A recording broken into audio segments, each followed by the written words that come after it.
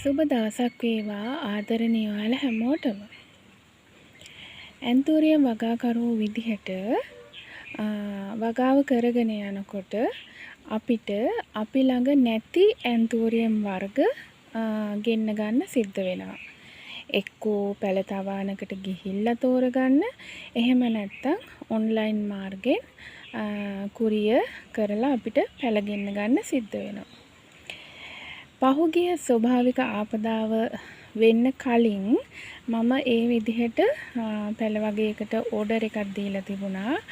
නමුත් ඕඩර් එක දාපු දවසේම ස්වභාවික ආපදාව සිද්ධ වුණා.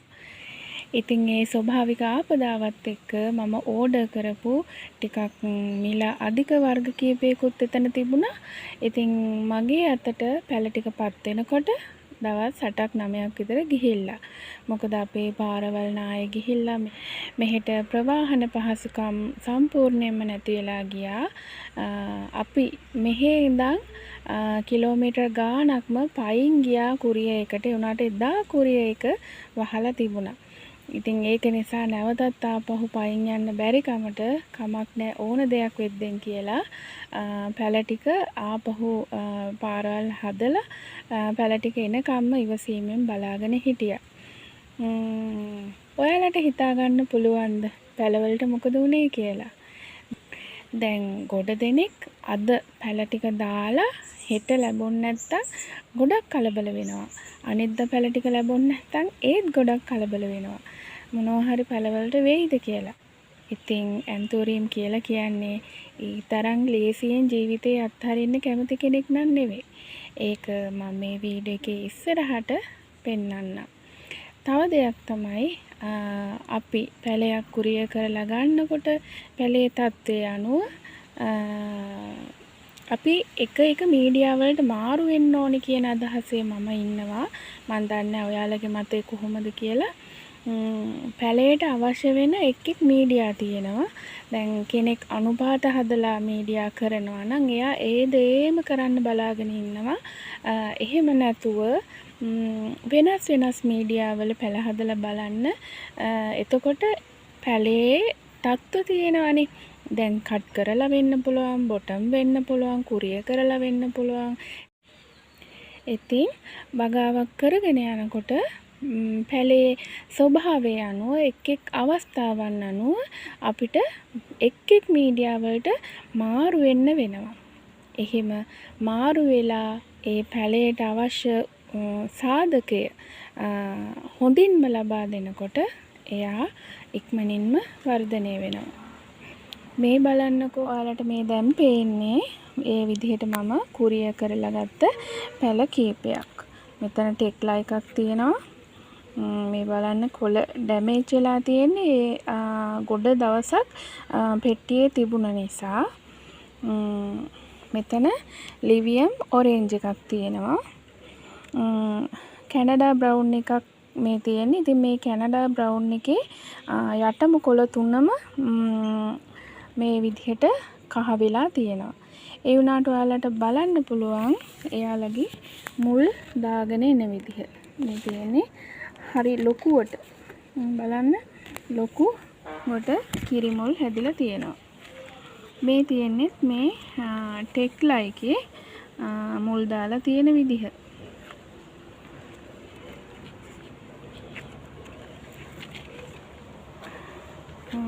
මේ බලන්න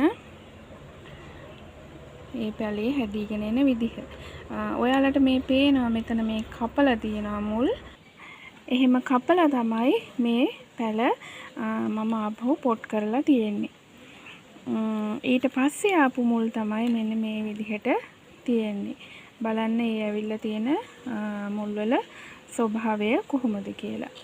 මේ තියෙන්නේත් ඒ විදිහම මේ ලිවියම් ඔරෙන්ජ් එක ඒකෙත් ඇවිල්ලා තියෙන මුල් ඔයාලට බලා ගන්න පුළුවන්.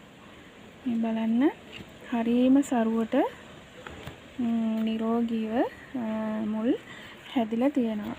මෙයාගේ එක කොළයක්වත් කහ වෙලා නැහැ. මල් 3ක් එක්ක මම මෙයාව ගත්තේ. උනාට මං පැලය හිටවන්න කලින්ම ඒ මල් 3ම කපලා ඉවත් කරා. ඒ වුණාට අද වෙනකොට මෙයාගේ පොහොට්ටුවක් එනවා. මේ තියෙන්නේ ඒ පොහොට්ටුව.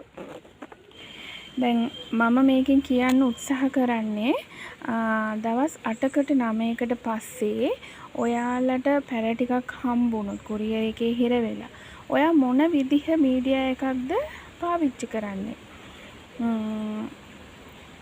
මේකට මම තනි කරම කොහොබත් අරගෙන තියෙන්නේ. මෙන්න මම අරන් පෙන්නන්නම්. මේ තියෙන්නේ තනි කරම කොහොබත්. බලන්න මේකේ වැලි නැහැ. වැලි කවලක් නැති මේ තියෙන්නේ පිරිසිදු කොහොබත්. මේ කොහොබත් වල විතරයි මම මේ පැලය හදලා තියෙන්නේ. මේකට කිසිම වැලිවත් බොරළුවත් මිශ්‍ර කරලා නැහැ. මම එහෙම කරේ මෙයාලා දවස් 8ක් 9ක් තිස්සේ මේගොල්ලෝ විජලනය වෙලා තිබ්බේ වතුර නැතුව. එතකොට මෙයාට ඕන සිසිලස, මෙයාට ඕනේ තෙතමනය, මෙයාලට ඕන වතුර වැඩිපුර ප්‍රමාණයක් රඳවලා තියාගන්න පුළුවන් වෙන්නේ කොහොබත්වල එහෙම නැත්නම් වැලිවල. මම සාමාන්‍යයෙන් වැස්ස වැඩිකොට වැලිවල හිටවන්නේ නැහැ. මොකද වැලිවල තෙත බැහැලා යන්නේ නැහැ. ඒ වුණාට මේ කොහොබත්වල වතුර වැටෙන්න අඩියෙන් වතුර වැඩි වතුර ටික පෙරිලා යනවා. එතකොට මෙයාලට හුස්ම ගන්නත් පුළුවන් වෙනවා. අවශ්‍ය තෙතමනයත් ලැබෙනවා, සීතලත් ලැබෙනවා. එතකොට අලුතෙන් එන මුල් නැවත අර පීඩණයට ලක් වෙලා කුණු වෙලා යන්නෙත් නැහැ. මෙතනදී එක් අයගේ අදහස් අනුව, අත්දැකීම් අනුව එක්කෙනා එක් මීඩියා තෝරගන්න පුළුවන්. වැලි වෙන්න පුළුවන්, බොරළු වෙන්න පුළුවන්, කොහොබත් වෙන්න පුළුවන්, කොකෝ ප්ලස් වෙන්නත් පුළුවන්. ඉතින් ඔයාට හරියන්නේ, ඔයාට සාර්ථක වෙන්නේ මොන මීඩියා එකේද? කවුරු මොනවා කිව්වත් ඒ මීඩියා එක තමයි ඔයා පාවිච්චි කරන්න ඕනේ. ඉතින් මේ තමයි මගේ අත්දැකීම. දවස් 8කට 9කට පස්සේ එයාලා මේ කොහොබත්වල හරිම ලස්සනට හැදෙනවා.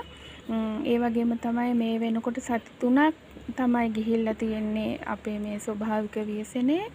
එතකොට බලන්න සති 3ට මේ විදිහට සති 3කට 4කට කිට්ටු වෙන කාලයක්. ඉතින් ඒ කාලය අතරතුර මේ විදිහට මුල් දාලා මේ විදිහට පුංචි මලකුත් එනවා. ඉතින් මොනතරම් සාර්ථකයිද නේද?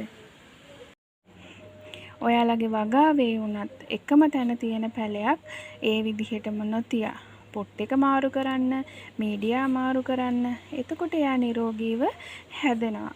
අපි හිතාගෙන ඉන්නේ පොට් එකට දැම්මට පස්සේ එයා සුරක්ෂිතයි කියලා.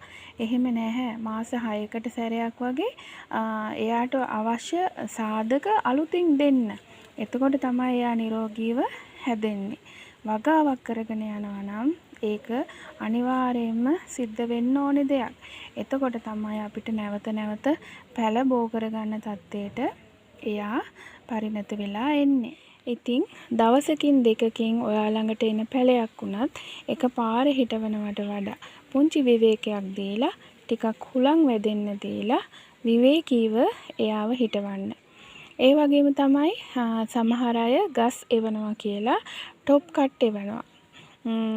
ඉතින් ඒ වගේ අවස්ථාවක ඔයා භාවිතා කරන්න ඕනේ මීඩියා එක මොකක්ද කියලා හොඳින් කල්පනා කරලා අවශ්‍යම මීඩියා එක භාවිතා කරන්න. තව කෙනෙක් ගහක් කට් කරන්න බලාගෙන පැල මිලදී ගන්නවා. එතකොට ඔයා ළඟට ආපු පැලය කට් කරලම හිටවනවා නම් ඒ වෙලාවේ තියෙන කාලගුණය ඒ හැම දෙයක්ම හිතලා මීඩියා එක හදා ගන්න ඕනේ. ඉතින් මේ පුංචි වීඩියෝ එකෙන් සමුගන්නවා. ඔයාලට සුබ දවසක් සහ සුබ අනාගතයක් වේවා. පරිස්සමෙන් ඉන්න, සතුටින් ඉන්න.